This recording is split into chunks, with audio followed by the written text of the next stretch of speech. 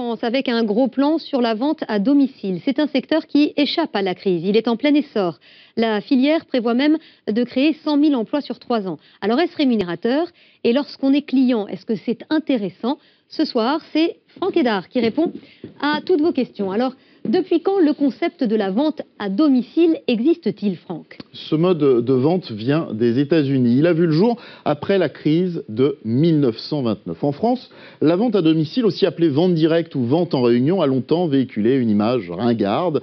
Et bien maintenant, c'est devenu tendance et branchée. Le chiffre d'affaires annuel des sociétés de vente à domicile représente 3,7 milliards d'euros et progresse en moyenne de 6% par an. Le secteur est créateur d'emplois, 35 000 rien que l'an dernier, et au total, il concerne 480 000 professionnels.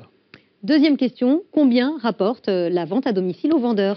Les vendeurs qui ont le statut de VDI, vendeurs à domicile indépendants, sont rémunérés à la commission entre 20 et 35% par vente. En général, les vendeurs réguliers peuvent espérer gagner l'équivalent d'un SMIC plein temps. À en croire les statistiques de la Fédération de la vente directe, les vendeurs sont en majorité des femmes, à 77%, et 90% des vendeurs effectuent cette activité à temps partiel. Il s'agit donc souvent d'un complément de revenus. Alors si l'aventure vous tente, méfiez-vous des entreprises qui vous demanderaient de suivre une formation payante ou bien réclameraient un droit d'entrée abusif avant de vous lancer dans la vente de leurs produits. Elles sont souvent peu sérieuses. J'ajouterais que c'est un métier exigeant. La moitié des vendeuses jettent l'éponge dans les 6 premiers mois d'activité.